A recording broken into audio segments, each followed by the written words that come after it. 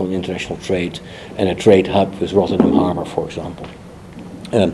India's significant economic growth plays a role for us, of course, soon to be the third global economy. That represents a lot of opportunities, and there we have a lot to offer to each other. And that goes in various fields. Think of water, water technology, where we have ample experience. Think of agriculture and food security is a very important topic, where the Netherlands also has high technology. And think of health and healthcare and the technology in that field. And think of innovation in general, where the Netherlands is number 7 in the world ranking as a country of innovation. And when I say innovation, it is also about critical emerging technologies. Think of the AI value chain and the importance of semicon and the machinery, lithography machinery production that you see in the Netherlands. Companies such as ASML, ASM, NXP, Philips, and so on are all very important in this field of the new technologies, the emerging technologies, and sometimes already have production here. Are working on like an MOU to enhance this relationship. And a lot of things happen in the field I could relate to. I could elaborate on that later. So there's an ambition also to keep working together and to build like a strategic partnership between the Netherlands and India. We'll work that out. That's ultimately to then be concluded also by the Prime Ministers. And please be assured that we'll have a lot of interest also from our government side to be here and to connect to India and invite Indian ministers to the Netherlands. We recently had our defense minister here. I'm here now. We'll have later this year probably our foreign trade minister with an economic delegation, and these things are definitely important also in the bilateral relationship and the relationship between India and the European Union as a whole. Lastly, maybe from that side as an introduction, I think there are very important people-to-people contacts. The largest Indian community in the European Union happens to be in the Netherlands, and that's a very active community. You can celebrate Diwali in Amstelveen, which is a suburb of Amsterdam. You can play cricket in Eindhoven. There are lots of things that connect India to the Netherlands in a very practical sense between people to contact. There are many students, I don't know exactly how many, but there are many Indian students in the Netherlands. There are many Indians who work, especially in the high-tech sector, also in the Netherlands as engineers, and they are welcome. So there are lots of practical steps and practical relationships, people-to-people contacts. And I do meet Indian officials, and I've met Indian officials also told me in the past, my brother is living in the Netherlands, my sister is living in the Netherlands, working in science and technology, for example. So there's a lot that we have to offer, not only as countries to each other, but also as nations, as peoples to people. So that's what I wanted to say as an introduction. Maybe you have some questions. So we can go on with the questions. I believe some of you have a question. If you raise your hand, my colleague will give you a microphone. Who wants to go first?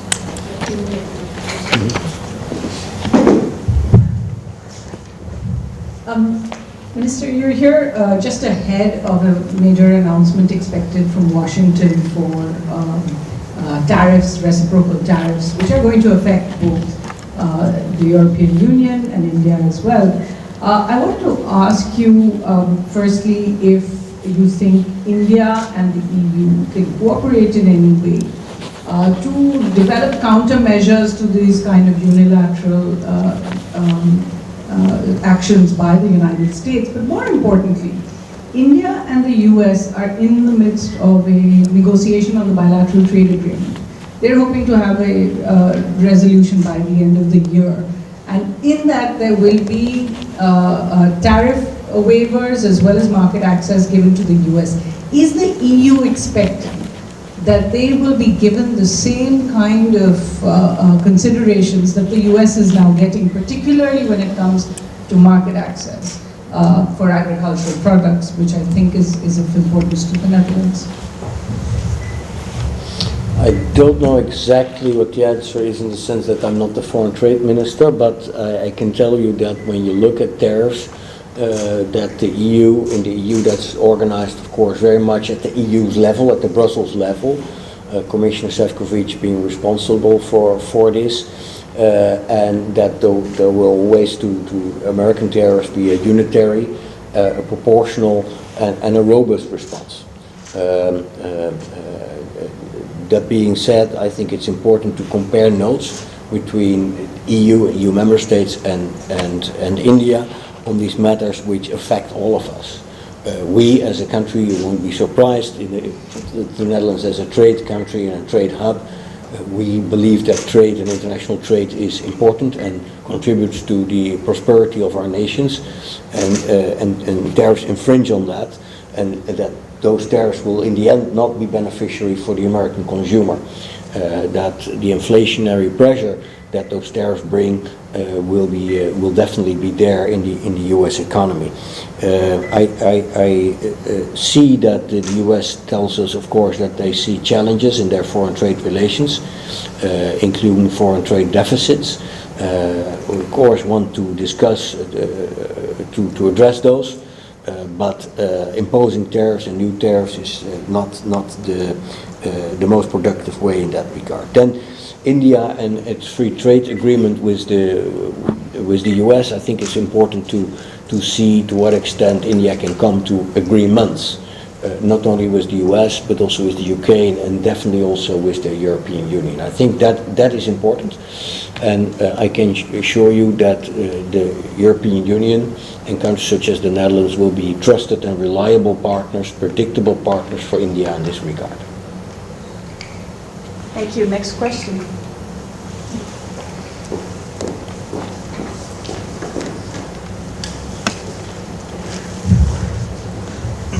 Minister, Netherlands has one of the best advanced semiconductor industry, using a fab, which is very precise in terms of and very thin in terms of technical parameters.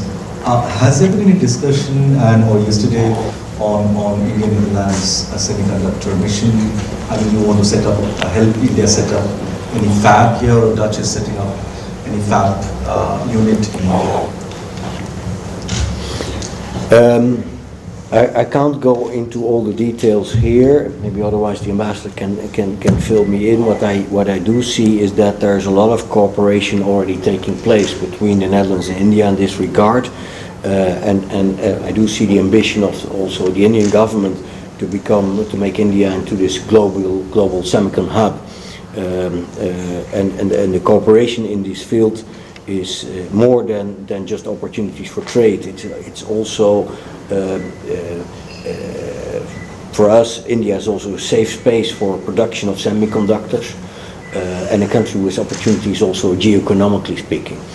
And we look forward to signing a memorandum of understanding on semiconductors and critical technology later this year. That will focus on trade, on research and development cooperation, on mobility, on workforce development, etc. What we already see is that a lot is taking place in the sense that we had a first Indo-Dutch semicon school last December, which was set up with 3 universities from the Netherlands and 4 from India, participation from NXP, ASML, Dutch companies, and Tata from the Indian side, and the intention is to further expand that. We see that a semicon opportunity report was produced by the Indian Electronics and Semiconductor Association last March, so last month, and we see that a very interesting brain bridge, what is called the brain bridge program between leading universities from the Netherlands and India to promote research cooperation, mobility of researchers and talent. And I hope that that is brought forward via a memorandum of understanding, and then we're still looking into the opportunities, what would be the good opportunities to get that signed, and when can we finalize that. So we want to tap into that ambition that the Indian government has about India developing into a worldwide semicon hub. We are in some ways already a semicon hub because of Dutch companies being very important in the semicon value chain, especially the production of advanced and legacy lithography machines. And that is an important issue. When I meet the Chinese Foreign Minister or the American Secretary of State, they really talk about this aspect. It is geo-economically, geostrategically seen advanced technology, where the Dutch companies are very advanced and almost without competition in the world at this moment. Thank you. Next question, I think, is over there. Thank you, Minister, for having this. So both India and Netherlands have been talking about cooperation in the Indo-Pacific, and you have been holding negotiations on what kind of practical cooperation that you're looking at in the Indo-Pacific. In your opening remarks, you also mentioned about the China factor while talking about security. So how do you see Chinese increasing military muscle tax in the Indo-Pacific? They're going to meet at the NSA recently, so what kind of discussion you are looking at with NSA? Yeah, I could say that for us it's slightly broader than only the cooperation in the Indo-Pacific. I think we are at this moment, when you look at the global situation, we are in this changing geopolitical situation in the world, also because of a new U.S. administration and the way it wants to relate to other countries. We see the rise of China with its opportunities and risks. What you increasingly see from Europe and from the European side is that we want to work with India as a geopolitical partner in this reliable and trusted and predictable way, where we can find each other in these developments. That's where the Indo-Pacific comes in for us. When you look at this moment in Europe, we're very much preoccupied with with the continuing Russian war of aggression on Ukraine. And we are very preoccupied also with the American-Russian negotiations to end this war. We support the idea of ending this war diplomatically, but we of course want to see that is done in a way that is not only just but also has positive rather than negative consequences for the European security as a whole.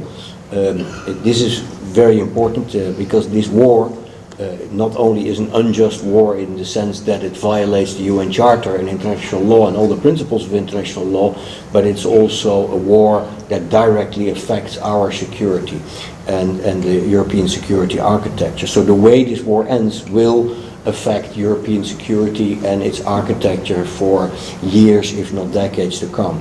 What you at this moment see that European countries and European leaders are scrambling to get together to see how we can contribute regarding security assistance for Ukraine when a ceasefire and after a peace deal has been made. And you see European countries scrambling also and getting together to increase their defense spending. We all know that NATO has this defense investment pledge of 2% of GDP to be spent on defense.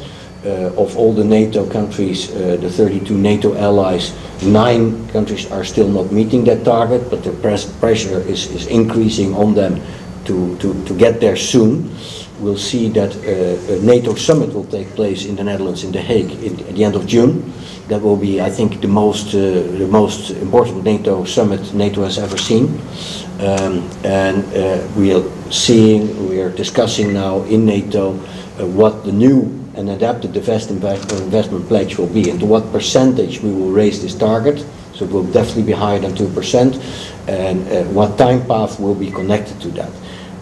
I mention this because it's very important to see that Europe is getting together now. You see European leaders meeting about every other week, either in London or in Paris, but you also see that with high civil servant in the diplomatic sphere, high diplomats and chiefs of defense meeting regularly to look into these matters of how to assist Ukraine currently, so that it's not with a knife at its throat while negotiations about Ukraine are taking place. How to continue the sanctions pressure on Russia, and we see that the sanctions pressure after 16 EU sanctions packages has an impact on Russia. You see the cracks in the Russian economy, We see a base interest rate there of 21%, for example. We see relatively high inflation. We see investments not taking place. So you really see an effect of the war effort and the sanctions pressure on the Russian economy. And it's important for us to get together and to see what kind of, how we can strengthen our security and our military effort in Europe. So that is maybe for you something which is far away, but for us this connects to what Europe is in the world. If we get to a more multipolar order in the world, Europe wants to be and needs to be one of the poles. And I think that could be beneficial for India in its outlook, also in the Indo-Pacific. You see European countries also understanding that the point of gravity in the world is shifting, and that the Indo-Pacific is a very important region in this regard, and India being a key country there. So you see increased naval exercises, for example, with India. You see increased cooperation and ambition on cooperation between the militaries, but also defense industries. And it's not a coincidence that also from the Netherlands our Minister of Defense was here last month.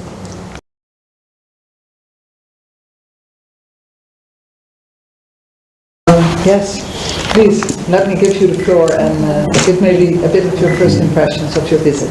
Yeah, well, thank you all for being here. It's good to be here in India.